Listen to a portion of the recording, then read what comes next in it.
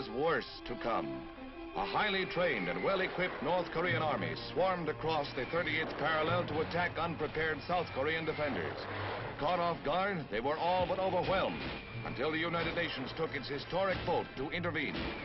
While the Korean Republicans fought a desperate delaying action, a United Nations police force with General Douglas MacArthur as commander-in-chief was formed. During the early days of UN action, General MacArthur fought a grim defensive battle. His troops outnumbered 3 and 4 to 1. Stubbornly, forces under his command clung to a shrinking beachhead in Southeast Korea, and for months the Allies fought to keep from being driven into the sea. This, a savage war of attrition in which no quarter was given by a foe equipped with the latest Russian armament. It was, in fact, a war of survival to gain time.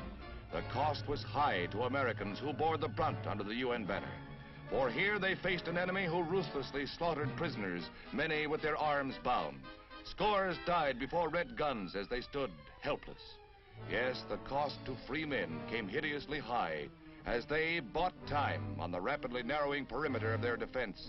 In the first tide seemed to have turned when a brilliant strategic move was made in the amphibious landing at Incheon, port city of Seoul. Between 35 and 40,000 men were landed behind the enemy's lines in an operation executed without a hitch. Seemingly, the war had reached a turning point as the fresh troops started an encircling move of the North Koreans.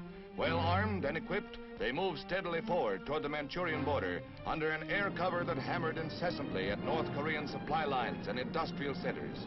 History may well record that air power spelled the difference between victory and defeat in the opening phases of the struggle. Fair weather and foul, they ranged the skies round the clock, bombing and strafing.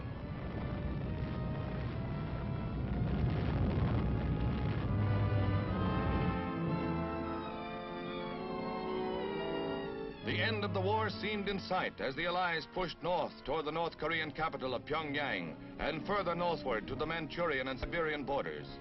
Then it happened. The Chinese Red Armies, numbering hundreds of thousands, swarmed over the frontier against thinly held United Nations positions. Confronted by overwhelming numbers, UN armies were forced into inevitable retreat, while men wondered whether Red China would touch off World War III. Again fighting a delaying action, UN troops paid heavily in casualties. Facing a foe that often outnumbered them 10 to 1, the Allies gave ground slowly, marching through temperatures that sometimes reached 20 below zero. 20,000 trapped near the Chosin Reservoir slogged and fought their way 60 bitter miles to the evacuation port of Hungnam.